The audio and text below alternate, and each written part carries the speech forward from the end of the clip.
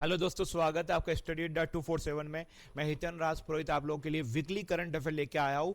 इस मंथ मतलब मई मंथ का सेकेंड वीक की बात कर रहे हैं। इसके पहले ऑलरेडी एक वीडियो हमारा आ चुका है, उसमें फर्स्ट मई से लेके 5 मई तक हमने चीज़ें कवर की है। पूरा करंट अफेयर्स में कवर किया है। हाँ, फाइनेंशियल इकोनॉमिक्स वाला पार्ट हमने उसमें कवर नहीं किया, क्योंकि वो अलग से हम कंपाइल करके आपके सामने प्रस्तुत करेंगे, प्रेजेंट करेंगे।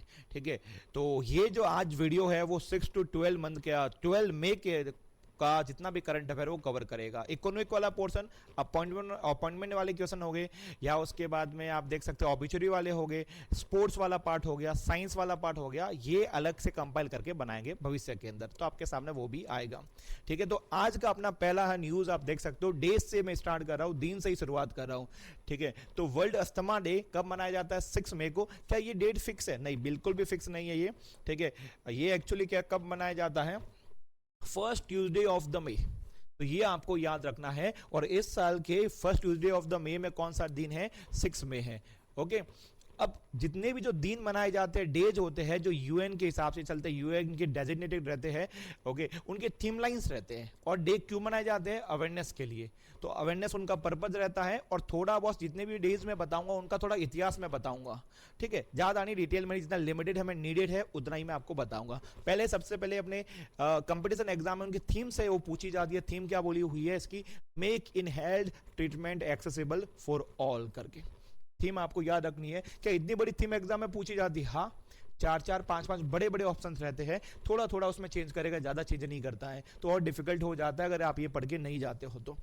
Okay, first world asthma day कब मनाया जाता, कब ये किया गया था? ठीक है, और कौन से नेशन से स्टार्ट हुआ था वो थोड़ा अपने देख लिया, थोड़ी हिस्ट्री देखते हैं। Led by global initiative for asthma was observed in over 35 nation in 1998। Okay, और फर्स्ट वर्ल्ड अस्थमा मीटिंग कहां पर हुई थी? बार्सिलोना, जो स्पेन में आ रखा है। ठीक है, लिमिटेड है, काम का है। नेक्स्ट न्यूज आपके सामने रखते हैं बच्चों। 7 मई की बात करते हैं, तो वर्ल्ड एथलीट डे 7 मई 7 मई को मनाया जाता है। फर्स्ट इंट्रोड्यूस कब हुआ था? कौन सा संगठन ये बनाता है? ओके, तो लेड कौन करता है? तो फर्स्ट इंट्रोड्यूस हुआ था 1996 के अंदर। और IAAF करके एक संगठन है, जो एक्चुअली है नहीं था, एक्चुअली उसका नाम रीनेम हो गया है, और नाम चेंज करके अभी क्या बना हुआ है? वर्ल्ड एथलीट्स करके ये संगठन बना हुआ है। एक इंटरनेशनल गवर्निंग बॉडी है जो एथलीट को देखती है। क्या है पर्पज, क्या है इस बॉडी का?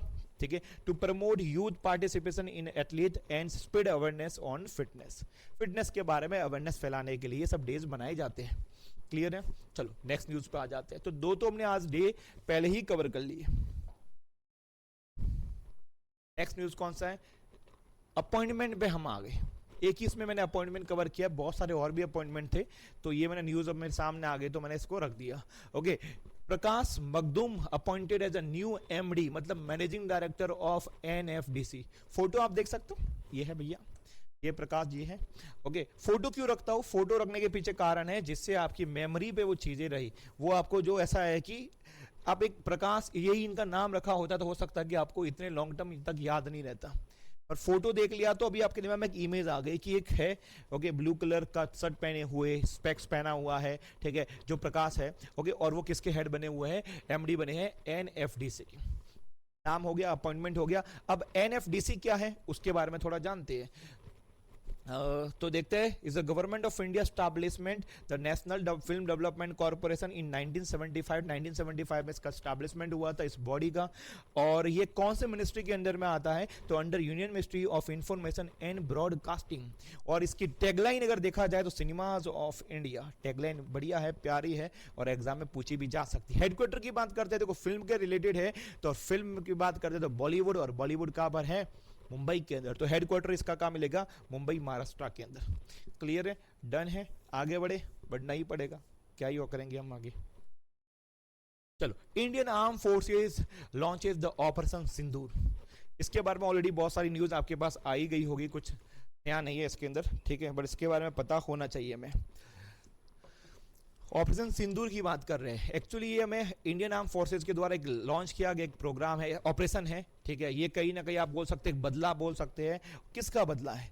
तो कश्मीर में 2025 अप्रैल का महीना 22 में एक्चुअली क्या हुआ था, ठीक है, इंडियन टूरिस्ट पे हमला हुआ था। बहुत सारे आतंकवादी, 3 से 4 आतंकवादी आए थे और उन्होंने क्या किया था, हमला किया था एक निर्दोष लोगों के ऊपर। और वो काफ़ी मतलब देख सकते हो हमला एक ऐसा था कि जो ऑफ कोर्स देखा जाए कि कायरतापूर्ण आप बोल सकते हैं। ओके, ऐसा आज तक कभी हुआ नहीं। तो अच्छा सिंबल नहीं था। उसका ही जवाब देने के लिए इंडियन गवर्नमेंट और उसके बाद में इंडियन आर्म फोर्सेस ने एक ऑपरेशन सिंदूर, नाम भी बड़ा इंटरेस्टिंग है। नाम रखने के पीछे कारण यही है कि उन्होंने जो आतंकवादी थे, उन्होंने जितने भी जो मेल थे उनको ही मारा था। ओके, तो उनका ऐसा था कि मेल को उन्होंने टारगेट किया था, फीमेल थे उनको ऐसे एज इट इज उनको उन्होंने छोड़ दिया था। तो इससे ये पता चलता है कि उन्होंने उनका सिंदूर है वो उजाड़ा था। तो उनका ही उसका ही बदला लेने के लिए उसका नाम रखा गया ऑपरेशन सिंदूर। तो काफी अच्छी इसके पीछे आप माइंडसेट आप बोल सकते हो, नाम भी काफी प्यारा है। ओके, अब इसके बारे में जो मैंने आपको बताया वही इधर लिखा हुआ है, एक बार देख लेते हैं क्या क्या इसका ऑपरेशन सिंदूर में क्या किया गया था। तो इंडिया ने मिडनाइट की बात है, ये सब रात को हमले हुए थे। Okay, midnight hitting the terrorist infra in the Pakistan and the POK from the where terrorist attack against the India have been planned and directed. Simple, क्या कर दिया इंडिया ने, पाकिस्तान और पीओके के अंदर ऐसी ऐसी जगह है, ऐसे ऐसे इंफ्रा बने हुए जहां पर ये आतंकवादी रहते, उसको ध्वस्त किया, उसको खत्म किया। ठीक है, और इमीडिएट उसके बाद उसका नाम ये रखा गया। डन। चलो, अब ये कुछ साइट्स में आपके सामने रखता हूं कि कौन कौन सी साइट से जहां पर टारगेट किया था, और जो इंडियन आर्म फोर्सेस के हिसाब से कि ये जो साइट्स हैं वो वहां पर कहीं ना कहीं इन आतंकवादियों का आप बोल सकते हैं घर है, होम बोल सकते हैं। ठीक है, तो बावलपुर है, ये सब मरकज, चलो ये सब अपने नहीं पढ़ने वाले, मैं ओनली सिटीज के नाम। बावलपुर है, मुद्री के है, फिर उसके बाद में तेरा कलान है, सियालकोट है, बडनाला है, कोटी है, कोटली है, मुजफ्फराबाद और मुजफ्फराबाद। तो ये 9 साइट्स थे जहां पर टारगेट किए थे। ये पाकिस्तान का मैप आप देख सकते हो, हमारे लिए कोई काम का नहीं है, और ये भी जल्दी जल्दी फ्यूचर में टूटने ही वाला है। फ्यूचर क्या, बहुत जल्दी टूट जाएगा। ठीक है, क्योंकि वहां पर आपसी बहुत सारे उनके मैटर चल ही रहे, बलूचिस्तान वाला आप देख सकते हो, सिंध वाला कोई प्रॉब्लम चल रहा है। तो ये साइट से जहां पर इंडिया ने टारगेट किया था। ओके, बावलपुर की बात करते हैं तो ये तो इसके बारे में थोड़ा मैं आपको बता देता हूँ। It faces the Rajasthan frontier across. Actually जो बावलपुर वाला जो आपको डिस्ट्रिक्ट उनका पड़ रहा है ना, वो सब का सब राजस्थान की बॉर्डर है, थार डिजर्ट। ठीक है, थार का जो मरुस्थल लगता है उसके ही बॉर्डर पर ये उनका डिस्ट्रिक्ट पूरा पड़ता है, बावलगढ़ वाला। ठीक है, सॉरी, बावलपुर की बात करते हैं। अब ये क्या है, ये जैसे मोहम्मद का आप घर बोल सकते हैं। जैसे मोहम्मद एक्चुअली क्या है, ये आतंकवादी संगठन है। ओके, जैसे Mohammad is lead by Maulana Masood Azhar. Okay, तो इसे लीडर कौन है, तो इसका नाम आपने इसके पहले भी सुना होगा, कोई नया चेहरा नहीं है। ठीक है, इससे हम परेशान हैं और कुछ नहीं है। Who was among the 3 terrorist swapped by the India in exchange for the passenger of the Indian airline flight IC810 which was hijacked to तो आपका रहेगा कंदार इन अफगानिस्तान इन दिसंबर 1999। तो ये आदमी ऑलरेडी अपने क्या है, इसने पहले हमला किया था। ऑफकोर्स इंडियन आर्म फोर्सेज ने इसको पकड़ा था, जेल में डाला था।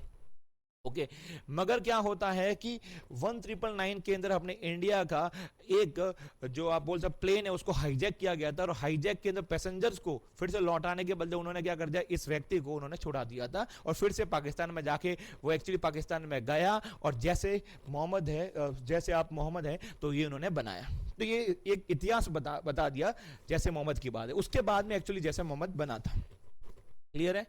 चलो, अब 9 साइट से ऑलरेडी मैंने सबका नाम एक डिस्ट्रिक्ट वाइज तो बता ही दिया है, तो भी अपने थोड़ा देख लेते हैं कि ये कहां पर है, इनके लोकेशंस देख रहे हैं। बावलपुर एंड मुद्रिके करके है in Punjab, Pakistan Punjab, and Muzaffarabad and Kotli in the PoK. तो मुजफ्फराबाद है और कोटली ये कहां पर, पीओके के अंदर है, और ये पाकिस्तान पंजाब के अंदर आता है बावलपुर। ठीक है, all 3 cities are home to the terror camp. बोल सकते हैं सबके सब कैसे कैंप है, टेरर के कैंप है, सब आतंक। एक्चुअली क्या है, पाकिस्तान पूरा का पूरा आतंकवाद से भरा पड़ा है, तभी तो उनका डेवलपमेंट नहीं हो रहा। ठीक है, ओके, तो बावलपुर की बात करते हैं। बावलपुर की बात करते हैं, located near the Rajasthan frontier, जो ऑलरेडी मैंने बता दिया, वो इधर मेंशन कर रखा है। ठीक है, तो ये डिस्कस हो चुका है। आगे बढ़ते हैं। ओके, बावलपुर के बारे में बता दिया, तो आपको ये ठीक है, मुरिदके के बारे में भी हमें पता होना चाहिए। ये भी आप देख सकते हो, क्योंकि ये भी आप मेन है इनका होम बोल सकते हैं आतंकवादी का। एक मशीन फैक्ट्री है एक प्रकार से, वहां से क्या आतंकवादी बनता है और हमें परेशान करता है। Okay, Muridke near the Lahore in the home of the Hafiz Saeed. Hafiz Saeed भी आपको पता होगा, अभी जैसे वहां पर हमला हुआ तो हाफिज सईद के बहुत सारे रिलेटिव हैं, संबंधी है, वो मारे गए, पर वो अभी तक मारा नहीं गया, अभी तो काफी बुढ़ा हो गया है। उसका फेस भी, जो भी हम फोटोज देखते हैं सोशल मीडिया पे और साइट्स पे जहाँ भी देखते हैं, अब उससे काफी चेंज हो गया होगा ऑफकोर्स, क्योंकि वो काफी ओल्ड हो गया है, ठीक है, काफी बुढ़े हो गया वो। चलो, तो जो हाफिज सईद है वो, उसका कौन सा है भैया आतंकवादी, उसका संगठन कौन है, आपका रहेगा लश्कर ए तोयबा की बात है, लश्कर ए तोयबा, विच कैरिड आउट द 26/11, 26/11 मुंबई का जो अटैक किया था वो इन्होंने किया था। तो उससे भी हम आप बोल सकते हैं कि हम कितने परेशान थे।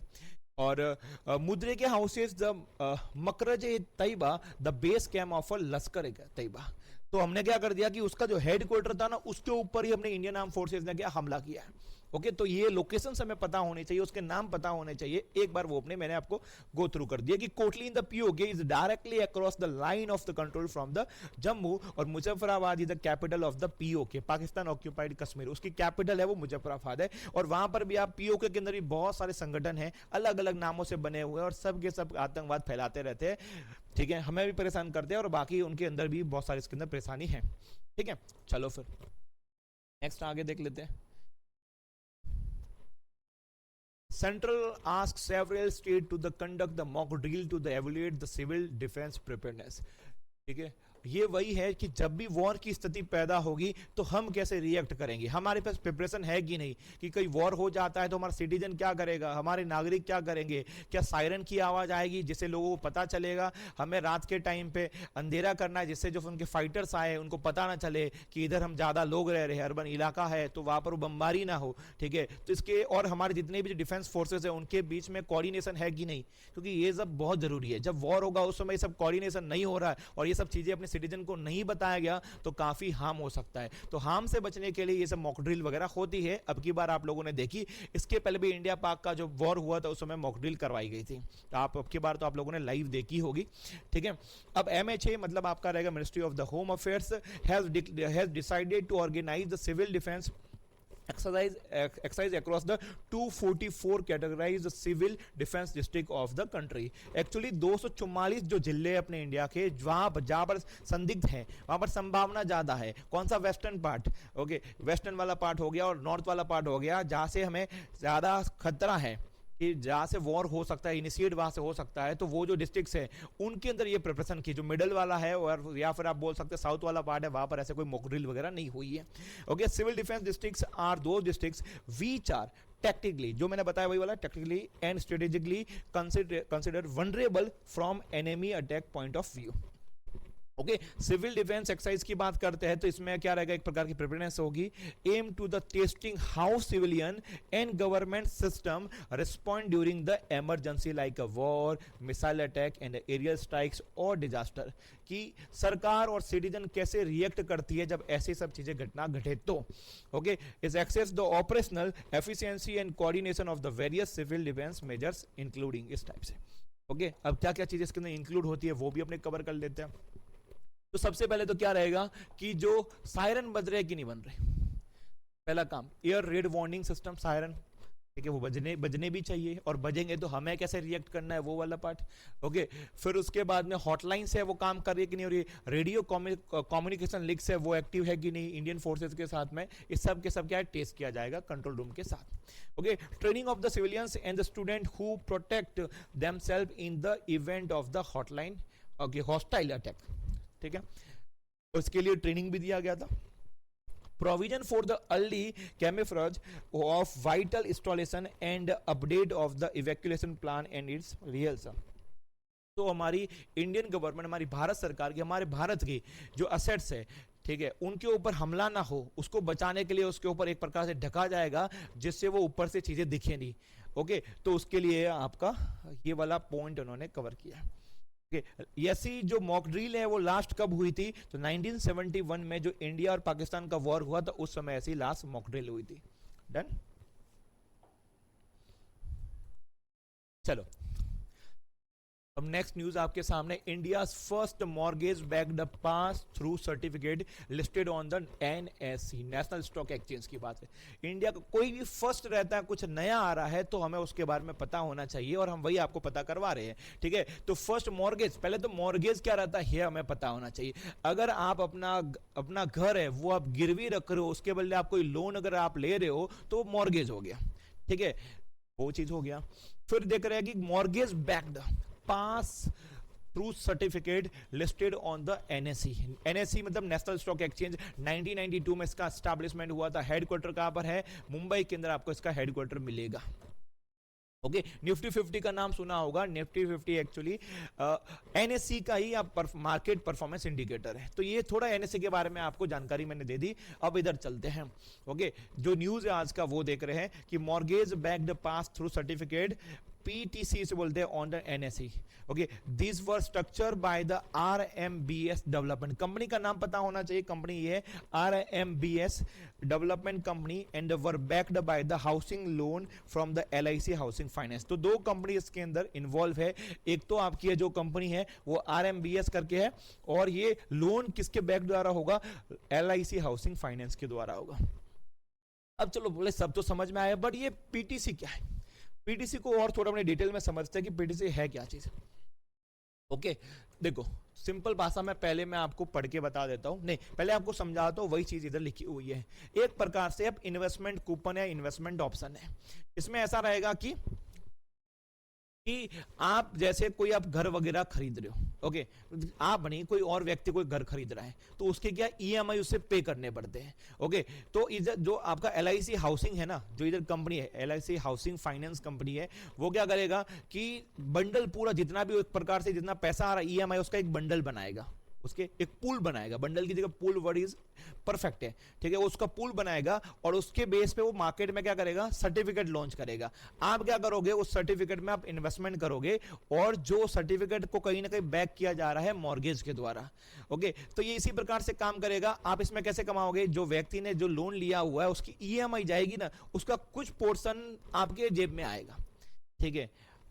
तो वही आपका क्या है? पीटीसी रहेगा। अब ये चीज को मैं एक बार रीड करके बताता तो और आपको आसानी रहेगी आपके लिए। When people take home loan from the LIC housing finance, देखो जब लोग अगर इस कंपनी से एलआईसी हाउसिंग फाइनेंस से लोन लेता है and they pay EMI, this payment generate cash flow. Of course वो ईएमआई देते हैं, कंपनी के पास जाता है, कैश फ्लो जनरेट होता है। Instead of the LIC keeping all the loan money, LIC पूरा का पूरा अपने पास पैसा रखने के बजाय वो क्या करेगा? Locked up it bundle many loan together and turn them into the PTC. पूरे पैसे को वो इकट्ठा करेगा और उसको पीटीसी में कन्वर्ट करेगा, ठीक है। फिर क्या बोला हुआ है कि फाइनेंशियल एक प्रकार से पीटीसी बनेगा। ये क्या है? तो फाइनेंशियल इंस्ट्रूमेंट है, टूल है, डेट इन्वेस्टर कैन बाय। उसे इन्वेस्टर है वो बाय कर सकता है, इन्वेस्ट कर सकता है।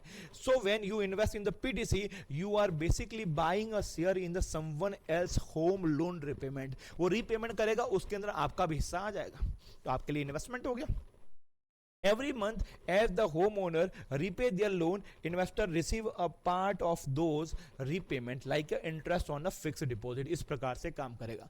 एकदम क्लियर, आसान भाषा के अंदर आपके सामने रखा है, प्रेजेंट किया है। डन। चलो नेक्स्ट न्यूज पे चलते हैं अपने। India roll out the chip based the E passport for the secure international travel. Photo में आप देख सकते हो कि क्या करने वाले। वैसे नाम तो समझ में आ गया होगा। देखो अभी तक जो पासपोर्ट रहता था इस प्रकार से रहता था, तो होगा भी। अब ये पासपोर्ट के ऊपर ये छोटी सी चिप भी ऐड करने वाले हैं, ये बोला जा रहा है, ठीक है। अब ये चिप क्यों रखी जा रही है? ऑफ कोर्स ज्यादा सिक्योर और हमारे पासपोर्ट को ज्यादा सिक्योर बनाने के लिए। ओके, तो India is set to upgrade, India ready है international travel for its citizen. अपने सिटीजन्स को एक प्रकार से आप उनको ई पासपोर्ट देने के लिए रेडी है। Okay, with the nationwide launch of the chip based e passport starting from the May 2025 according to the ministry of the external affairs की बात करते हैं, MEA, फॉरेन मिनिस्ट्री की बात की जा रही है। अब ये कौन, इस इनिशिएटिव को कौन ले रहा है, कौन काम कर रहा है? Sorry, the initiative develop in the partnership with the India security press. कहां पर आ रखी है? नासिक के अंदर। ये इतनी डिटेलिंग भी पूछी जाती है, हमें पता होनी चाहिए इसकी, ठीक है। Aim to enhance the travel security, और ये क्यों कर रहा है, उसके पीछे पर्पज क्या, ऑब्जेक्टिव जो ऑलरेडी मैंने आपको बता दिया है, फॉर सिक्योरिटी रीजन, और कुछ भी नहीं है। Aim to enhance travel security, prevent passport forgery and modernise the immigration experience, ठीक है। जैसे जैसे डे बाय डे हर एक चीज बहुत फास्ट होती जा रही है, क्योंकि जो चिप नॉर्मल तो होगी नहीं, उसके अंदर क्या होगा, आपका डेटा होगा, इससे आपका एक्सपीरियंस और अच्छा होगा और फास्ट भी होगा। ओके, तो आप देख सकते हैं whole lot smoother and hassle less free. Okay, चलो फिर और भी इसके बारे में लिखा हुआ है, the E passport integrate a radio frequency identification chip into the traditional booklet. Okay, तो वो जो चिप होगी वो कैसे वाली होगी, ये वाली RFID। जो फास्टैग के अंदर भी जो चिप्स रहती हैं वो यही वाली रहती है, तो रेडियो फ्रीक्वेंसी आइडेंटिफिकेशन चिप रहती है, जो एक ट्रेडिशनल बुकलेट के ऊपर चिपका दी जाएगी, इंटीग्रेट कर दी जाएगी।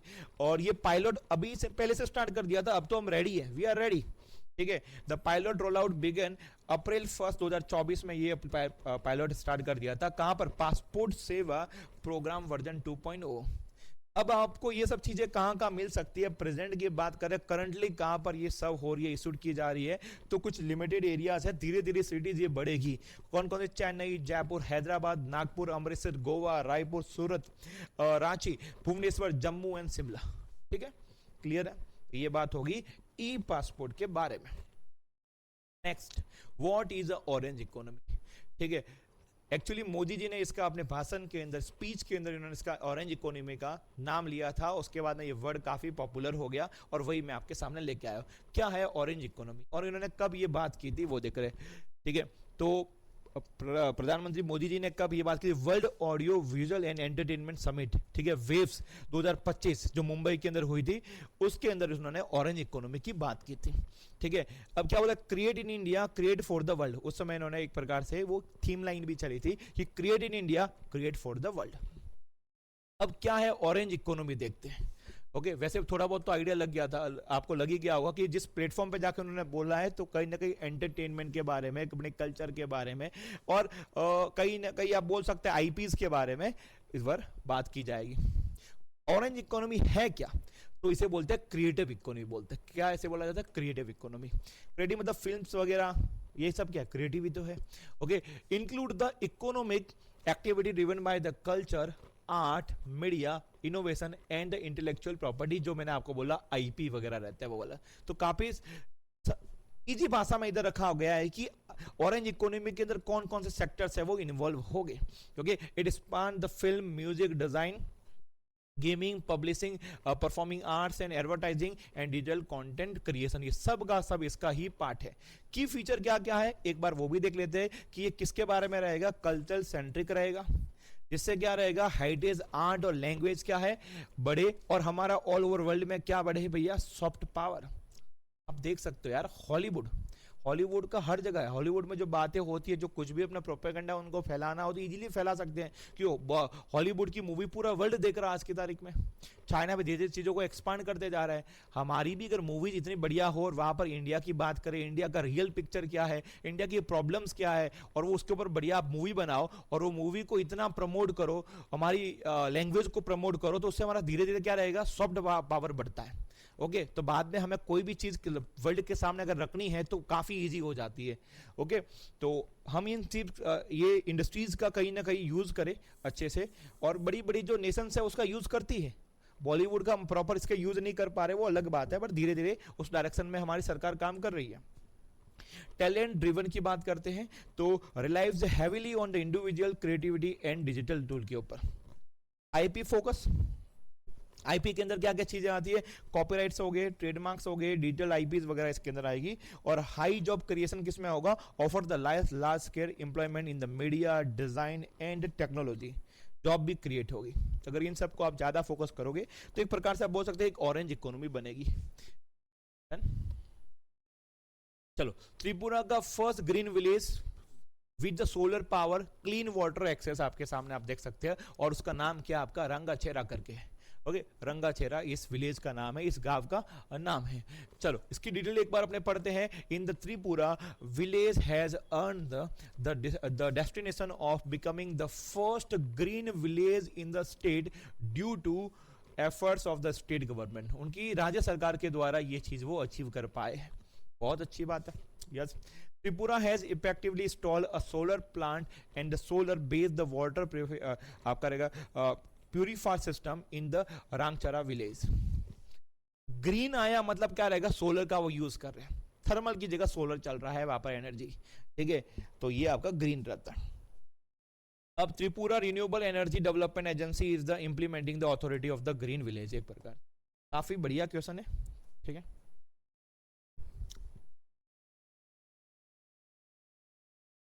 Indian Institute of Foreign Trade received the approved to the establish of the campus center in the GIFT City। Gift city आप बोल सकते, गिफ्ट सिटी के बारे में आपको पता ही होगा, ठीक है। गिफ्ट सिटी में बहुत सारी अलग अलग कंपनीज के आप ऑफिसेज आ रहे हैं, चाहे फाइनेंशियल ऑफिसेज वगैरह है, वो गुजरात के गांधीनगर में ये सिचुएटेड है, स्थित है। ओके, अब इसकी डिटेल एक बार अपने पढ़ते हैं। Ministry of the education government of India ने अप्रूव कर दिया है the establishment off campus centre. कहां पर है, ठीक है, और किसका सेंटर है, Indian institute of the foreign trade की बात कर रहे हैं, और ये कहां पर है, at GIFT city Gandhinagar Gujarat. Centre को सेटअप करने में अकॉर्डेंस किसका लगेगा, यूजीसी,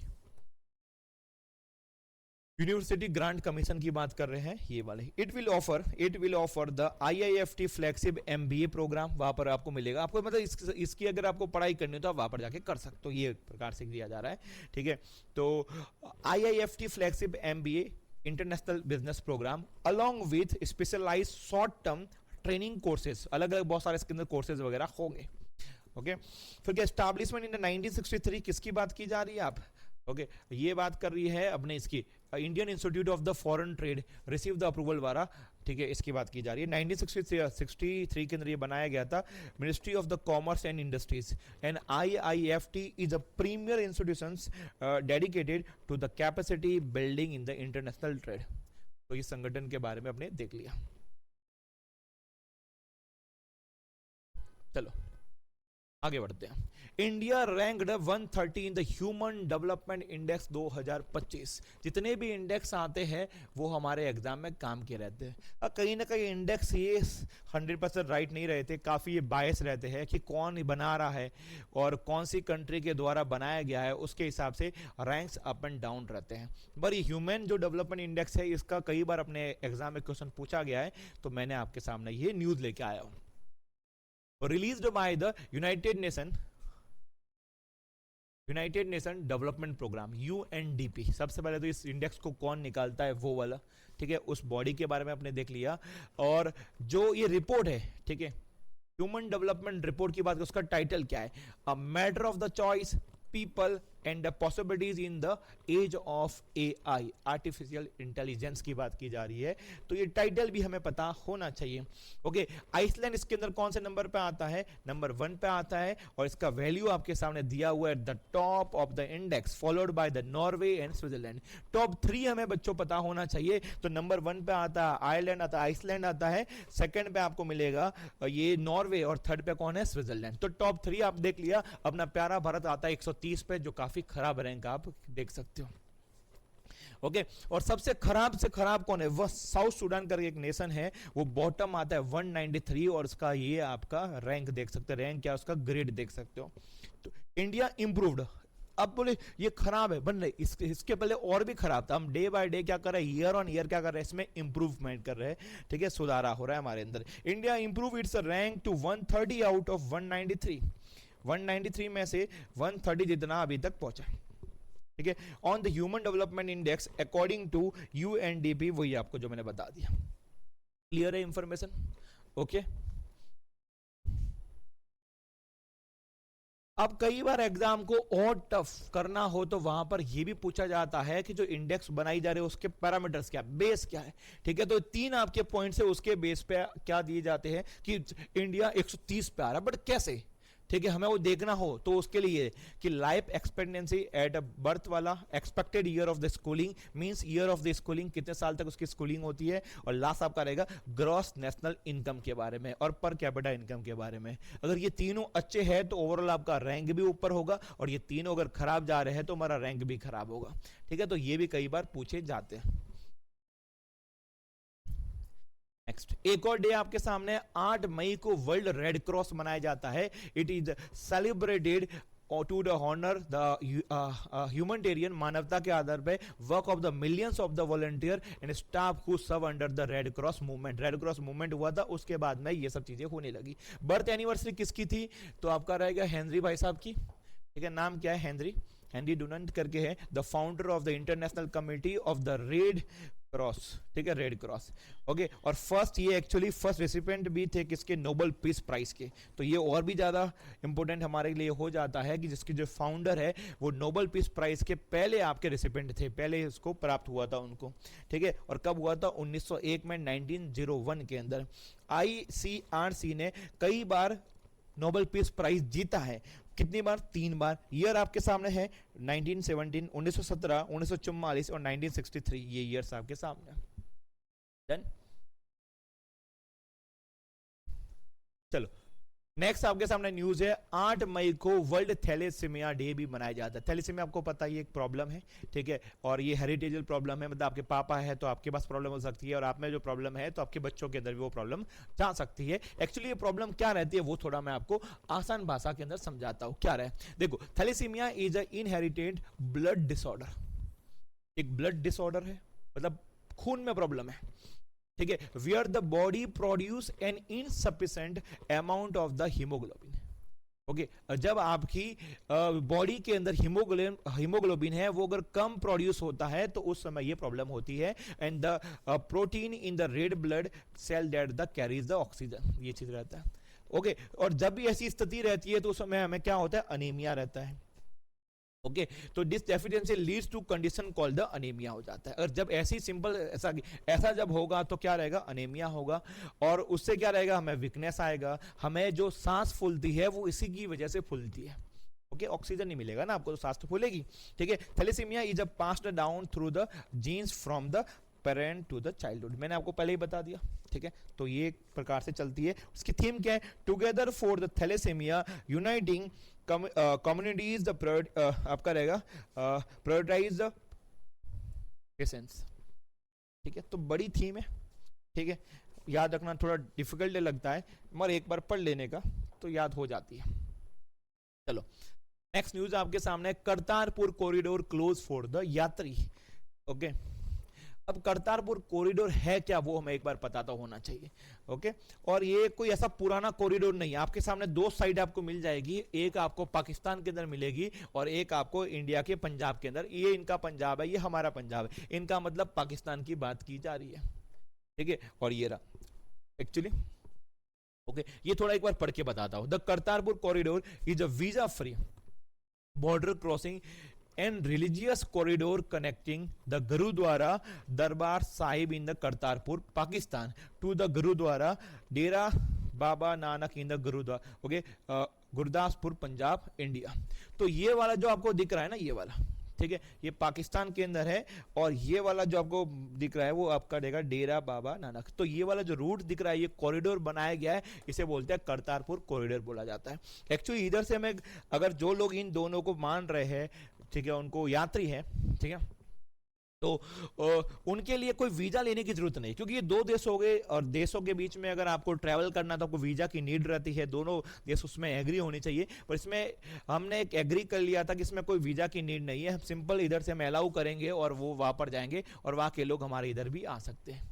ओके, तो it allow the Indian pilgrims and overseas citizen of India card holder to the visit the holy Sikh shrine in the Kartarpur located in the 4.7 kilometer from the India Pakistan border the without a visa without वो visa वो इधर visit कर सकता है। तो ये आपका करतारपुर हो गया कॉरिडोर के बारे में। इधर ये क्या कर दिया, अभी क्लोज कर दिया। आपने देखा इंडिया पाकिस्तान की टेंशन कितने कितने बढ़ गए थे, ठीक है, तो उसकी वजह से इसको क्लोज कर दिया गया। अब ये कॉरिडोर के बारे में थोड़ा अपने देख लेते हैं, ज्यादा नहीं है। और ये क्यों क्लोज किया और क्यों, उसके अंदर कोई आर्टिकल, उसका कोई कॉन्स्टिट्यूशन वगैरह कुछ है क्या, कुछ भी तो उसका है कनेक्शन है, ठीक है। तो वो अपने एक बार देख लेते हैं। द कॉरिडोर वाज इनॉग्रेटेड इन नवंबर 9 2019, 2019 के अंदर ये कॉरिडोर को बनाया गया था।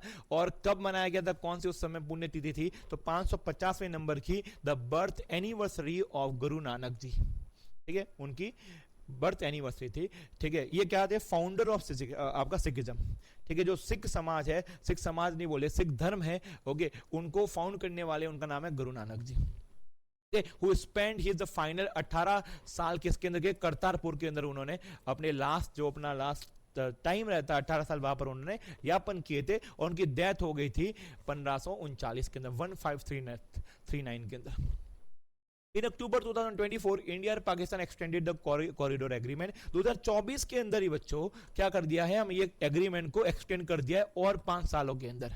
अगर अभी देखा 2025 के अंदर अब वॉर की स्थिति जैसी हो गई, और जब भी ऐसी स्थिति हो तो देशों के पास एक पावर है, इस कॉरिडोर को शट डाउन कर सकते हैं कुछ समय के लिए, टेम्पररी या परमानेंट भी कर सकते हैं। और वो कौन सा आर्टिकल लगेगा, आर्टिकल है इसके अंदर 51। What is the UN charter, Article 51 invoked by the Pakistan after the India Operation Sindoor। Operation Sindoor कर गया तो उसके बाद उन लोगों ने क्या कर दिया, इसको भी आर्टिकल 51 लगाया और उसके बाद में ये स्कोप कॉरिडोर को बंद कर दिया, शट डाउन कर दिया। इंडिया ने नहीं किया, उन लोगों ने किया है, ठीक है।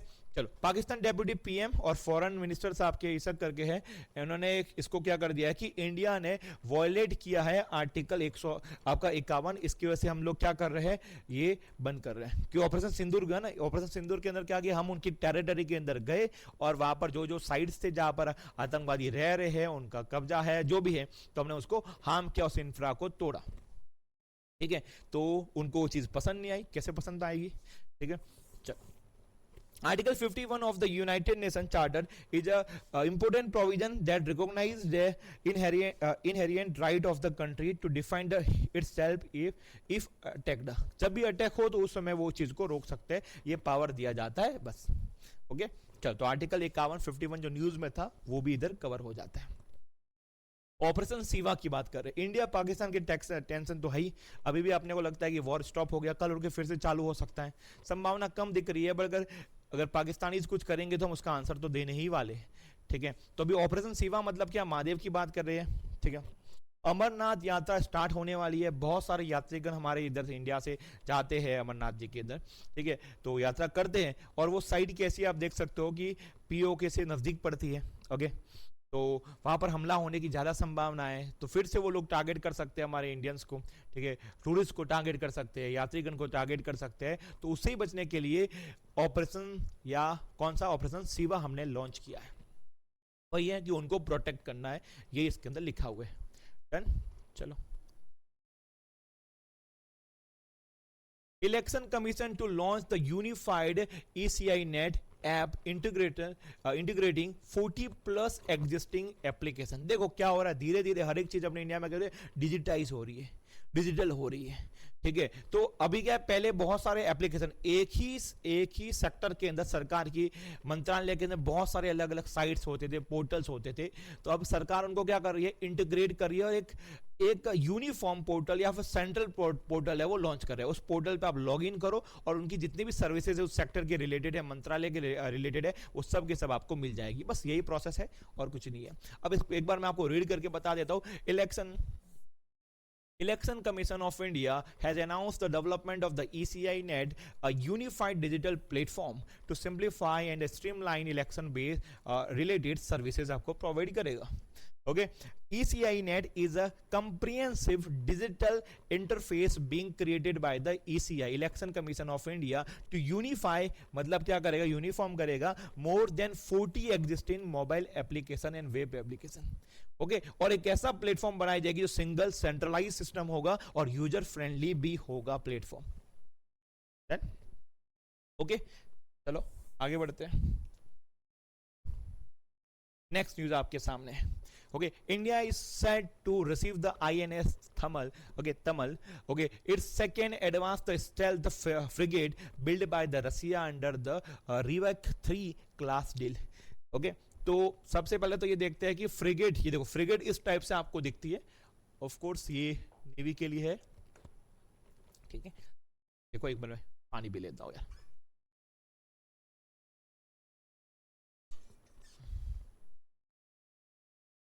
इस टाइप से आपको फ्रिगेट दिखेगी, और इसमें आप ब्रह्मोस भी लगा सकते हो, ठीक है। ब्रह्मोस तो हर जगह लगा सकते हैं, क्योंकि वो ब्रह्मोस तीनों के अंदर चलता है, चाहे वो आप लैंड से हो, चाहे आप एयर से हो, चाहे आप वाटर में हो, ब्रह्मोस हर जगह काम करती है, ठीक है। हर जगह से उसको लॉन्च कर सकते हैं। तो उसके बारे में, ब्रह्मोस के बारे में इसके अंदर आज वाली जो इस पीपीटी के अंदर है डेटा ऑलरेडी हमारे पास, ठीक है। अब क्या है ये फ्रिगेट और ये कौन सी डील है, क्या है, एक बार तमल के बारे में अपने एक बार देख लेते हैं। INS Tamal is a 3900 ton advance stealth frigate. Stealth मतलब उसे कहीं ना कहीं वो रडार के सिस्टम के अंदर आती नहीं है, इससे चुपती है, ठीक है। जिससे क्या रहता है कि दूर से रडार हो गए वो कई किलोमीटर तक क्या है कि कोई भी एक्टिविटीज हो रही है तो वो रिकॉर्ड कर लेते हैं, इसमें ये सोई नहीं होगी, ठीक है। तो build in Russia as part of the India रिवाक 3 class deal sign in the 2016 में जो डील साइन हुई थी ना, उसका एक प्रकार से डिलीवरी हुई है। It is a sister ship of INS रहेगा तुसिल करके, उसके तुसिल जैसा ही है, फ्रिगेट है ये। और ये कमीशन कब हुई थी, तुसिल की बात, कमीशन इन द दिसंबर 2024 के अंदर। डेवलप्ड किसने किया है, ऑफ कोर्स रसिया में है, तो आपका रसिया का शिपयार्ड है उसका है। और ये एक ज्वाइंट कोलैबोरेशन है इंडिया और उसके ने रसिया, जैसे ब्रह्मोस इंडिया और उसके ने रसिया ने मिलकर बनाया है। और इंडिया रसिया बहुत सारे ऐसे अलग अलग चीजें बना ही रहा है, ठीक है। इन डिफेंस इंडस्ट्री के अंदर बात कर रहे हैं, बनाते हैं दोनों, यूज करते हैं और उसका ना एक्सपोर्ट भी करते हैं, बेचते हैं ऑल ओवर वर्ल्ड के अंदर। ज्वाइंट प्रोजेक्ट है, इंडिया रसिया डिफेंस कोलैबोरेशन है। और part of the 4 frigate deal, चार इसमें फ्रिगेट बनानी है, 2 तो रसिया में बनेगी और 2 इंडिया के अंदर बनेगी। और सबसे अच्छी बात क्या है, ट्रांसफर ऑफ टेक्नोलॉजी भी होगा। ये टेक्नोलॉजी हमारे पास है नहीं, पर रसिया ने क्या कर दिया है कि 2 तो वहां बनाएंगे, 2 इंडिया में बनाएगी। बोले इंडिया में बनाने से क्या होगा, अरे हमें रोजगार मिलेगा, छोटी छोटी और कंपनी खड़ी होगी, मैन पावर भी होगा, जीडीपी में कहीं ना कहीं कॉन्ट्रीब्यूशन होगा, और वो जो बनाने की टेक्नोलॉजी है वो भी हमारे पास आ जाएगी, ठीक है। तो इधर आप देख सकते हो विद, आप देखो एक बार पढ़ के बताता हूं। To build in the Russia 2 under the construction at the Goa shipyard with the technology transfer. इसकी टेक्नोलॉजी भी हमारे पास आ जाएगी, जिस फ्यूचर में हमें अकेले बनाना है तो हम बना सकते हैं, ठीक है। चलो फिर, गोल्ड सिक्का launch the AI power gold melting ATM in the India. इस प्रकार से वो एटीएम आपको दिखेगा, ओके। तो कंपनी का नाम क्या है, गोल्ड सिक्का। इन्होंने लॉन्च किया एक ऐसा एटीएम जो एआई पावर होगा, gold melting ATM machine melt होगा उसके अंदर, ओके। हैदराबाद बेस्ड कंपनी है gold Sikka, unveil and the AI power gold melting ATM. ये ऑफर क्या करेगा, to buy, sell, exchange, lease and digitise and monetise gold and the gold jewellery. ये सब के सब ये फैसिलिटी प्रोवाइड करेगा। चाइना के अंदर ऐसे एटीएम ऑलरेडी चल रहे हैं, इंडिया के अंदर भी ये कल्चर आ चुका है। कंपनी का नाम आपको याद रखना है, गोल्ड सिक्का विच launch the India's first real time gold ATM in the 2022 के अंदर पहला इन्होंने ऐसा एटीएम लॉन्च कर दिया था इसी कंपनी ने, ठीक है।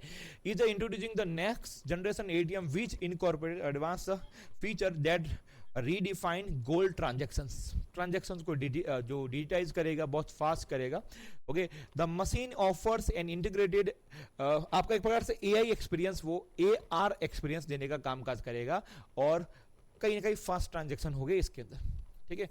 तो हम इसके अंदर ये भी रहेगा कि हमें कोई ज्वेलरी हम खरीद रहे हैं तो हमारे ऊपर वो कैसी दिखेगी, ओके। तो उसके अंदर ये वाला भी फीचर है कि हमारा फोटो लेगा और फोटो के बेस पे वो ज्वेलरी आपके सामने रखेगी, ऐसा लुक देगा, ओके। तो ये भी इसके अंदर फीचर है।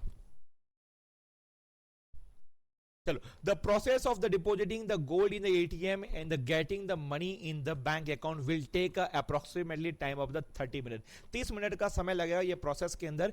And during this time machine take the photograph of the depositor, क्योंकि ये सब प्रोसेस तो करनी पड़ेगी भैया, ठीक है। फोटोग्राफ लेगा, वेरीफाई करेगा, जो भी उसको प्रूफ दिया वो सबको वेरीफाई करेगा कि राइट है या रॉन्ग है, okay. The company has already set up the 14 gold ATM which dispense gold and silver coins, ठीक है। 14 गोल्ड एटीएम ऑलरेडी हो गए हैं इंडिया के अंदर, और 3 तो का उन्होंने सेटअप कर दिया है आउट ऑफ द कंट्री। चलो, अब अपने देख रहे हैं कि precise guided missile in the operation Sindoor, कुछ मिसाइल आपके सामने लेके आया हूं जो यूज हुई है ऑपरेशन सिंदूर के अंदर। बेसिक इंफॉर्मेशन मैं आपको बता रहा हूँ, स्कैल्प क्या है, ब्रह्मोस क्या है, या जो और कोई भी जो मिसाइल्स है जो इसमें यूज हुई है, तो उसको ज्यादा नहीं बट थोड़ा बहुत तो हमें पता होना ही चाहिए।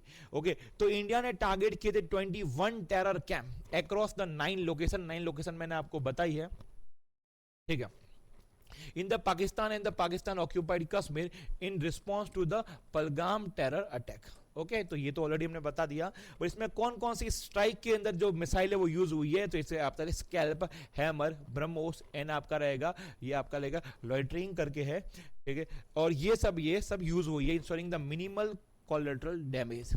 ये सब ऐसी मिसाइल है जिससे हमारा कम से कम हार्म होता है और आगे वाले का ज्यादा हार्म करती है, कम से कम हमारा डैमेज होता है इसके अंदर। अब सबसे पहला कौन सा आपका स्कैल्प की बात करते हैं तो इसका एक और नाम है स्टॉर्म शैडो। इस प्रकार से स्कैल्प आपको दिखता है। किसने बनाया है, कहां से हमने खरीदा है, देख लेते हैं। Also known by the British name storm shadow है, और is a long range, 450 kilometre की रेंज है, एयर लॉन्च्ड क्रूज मिसाइल, हवा से इसको फायर किया जाता है, air launched, jointly developed by the UK and France. UK और फ्रांस ने दोनों ने मिलकर स्कैल्प को बनाया है जो हम यूज कर रहे हैं अभी, jointly developed by UK and France. Okay, फिर देख रहे हैं कि एक प्रकार से ये कहाँ यूज होता है, बंकर्स को टारगेट करना हो, कमांड के सेंटर्स है उसको उड़ाना हो उसके लिए, और operate all weather and the at low altitude reducing the radar detection. ठीक है, रडार के अंदर भी इतनी आती नहीं है, और हर कैसा भी वेदर हो हर जगह ये काम करती है। ओके, चलो फिर, तो ये बात हुई स्कैल्प के बारे में। सेकंड, ओके, इसके फीचर्स भी एक बार देख लेते हैं। स्टेल्थ टेक्नोलॉजी है कि ये रडार के अंदर आती नहीं, वो उसे स्टेल्थ वाला टेक्नोलॉजी बोलते हैं। फिर इसकी स्पीड है 30 नॉट्स के ओवर ऐसे करके, हेलीकॉप्टर कैपेबिलिटी के अंदर भी है, और ये सब चीजें भी है। और ये कहाँ यूज हो रही है, तुसिल के अंदर भी यूज हो रही है, first of the 4th brigade के अंदर भी ये यूज हो रही है। ओके, सेकेंड कौन सा आपका, हैमर की बात की जा रही है। ये इस प्रकार से कुछ आपका मिसाइल दिखेगा, बढ़िया दिख रहा है ना, पहले के कंपेयर में अच्छा दिख रहा है। डिजाइन किसने किया है, France company saffron electronics and defence, ये कंपनी का नाम है। रेंज 70 किलोमीटर, शॉर्ट रेंज है, कम रेंज वाली है, ठीक है, और ऑल वेदर गाइडेड है, glide bomb, usable from the Rafale aircraft. Rafale से इसको अपने छोड़ सकते हैं, ठीक है, दुश्मन के ऊपर अपने इसको टारगेट कर सकते हैं। ओके, कंपेटेबल है द वेरियस बॉम्ब वेट 125 से लेके 1000 केजी का अगर इसके अंदर बॉम्ब है वो अपने सेट कर सकते हैं। It provides the accurate target of the ground set. अगर ग्राउंड पे अगर हमें कोई जैसे उनके बेस वगैरह खत्म करने हैं तो उसको एक्यूरेट उसके टारगेट करके वहां पर जाके लगती है और सब खत्म कर देती है, जो ऑपरेशन सिंदूर के अंदर किया भी इन्होंने। Effective for the close air support and the deep strike mission, ठीक है, एकदम अंदर घुस के एकदम सब खत्म करने के लिए ये बढ़िया काम है। Hammer is also the mountain on the Rafale of the Indian arm forces. Rafale के आगे ये लगता है, ठीक है, तो वहां पर इसको माउंट कर सकते हैं। और क्योंकि देखो आप देख सकते हो राफेल का आगे फ्रांस के, और ये भी किसने बनाया, हैमर किसने बनाया, फ्रांस वाला ही है। ओके, तो इसकी वजह से तो माउंट किया जाता है राफेल के आगे। ब्रह्मोस पॉपुलर है भैया, ठीक है, अभी तो ये हम इसको एक्सपोर्ट भी कर रहे हैं। तो ब्रह्मोस सुपरसोनिक क्रूज मिसाइल है। सुपरसोनिक मतलब बहुत फास्ट, एक सुपरसोनिक के बाद हाइपरसोनिक आता है, हम बात कर रहे हैं सुपरसोनिक की बात कर रहे हैं, ठीक है। It is a long range, लंबी दूरी एकदम कवर करती है, एंड न्यूक्लियर कैपेबल मिसाइल है। इसके अंदर आप मतलब न्यूक्लियर से जो मिसाइल उसके अंदर न्यूक्लियर वाली चीजें डाल सकते हो और सब खत्म कर सकता है, डिस्ट्रॉय कर सकता है। Okay, design to be the launched from the land, sea and air platform. BrahMos is known for the its speed, किसके लिए जाने जाती है, स्पीड के लिए, and racing up in the Mach 3। Okay, इतनी स्पीड के साथ में जाती है और डिस्ट्रॉय करती है चीजों को। ओके, मैन्युफैक्चर कौन है, ब्रह्मोस एरोस्पेस। इंडिया और रसिया का ये जॉइंट वेंचर है, दोनों मिलके इस कंपनी का नाम है ब्रह्मोस एरोस्पेस है। स्पीड आपके सामने मैक 2.8 और 3 की स्पीड है, और रेंज आप देख सकते हैं 450 से लेके 500 किलोमीटर। भैया मतलब ऐसा है कि आपको पाकिस्तान में जाने की जरूरत ही नहीं है, आप बॉर्डर से उसको फायर करो, ठीक है, 500 किलोमीटर मतलब पाकिस्तान के अंदर तक जाके वो खत्म करके आएगी चीजों को। आपको एयरक्राफ्ट भी लेके जाने की जरूरत नहीं है, आपको फाइटर प्लेन लेके जाने की जरूरत ही नहीं है, ठीक है, तो बहुत पावरफुल है ये, ठीक है। And operate on fire and forget principle, मतलब फायर करो भूल जाओ, ठीक है, अब उसको आप रोक नहीं सकते, उससे ट्रैक नहीं कर सकते, एक प्रकार से वो जाके खत्म ही कर देगी आगे वाले को, तो ये इसका प्रिंसिपल है। और ये ब्रह्मोस को तीनों ही अपने डिफेंस फोर्सेस यूज कर रही है, चाहे आर्मी हो, चाहे नेवी हो और एयरफोर्स, तीनों इसको यूज कर रही है आज की तारीख में। ओके, इस प्रकार आपके सामने ब्रह्मोस आप देख सकते हो कितना बड़ा है, ठीक है, प्राउड। नेक्स्ट आपके सामने है कामिकाजे ड्रोन। कामिकाजे ड्रोन क्या रहता है? ये एक ऐसे ड्रोन है, ऑफ कोर्स ड्रोन्स के अंदर तो ह्यूमन होता भी नहीं है, ठीक है, इंसान कोई है नहीं, तो ये ड्रोन अपने आप में बॉम्ब जैसा ही है।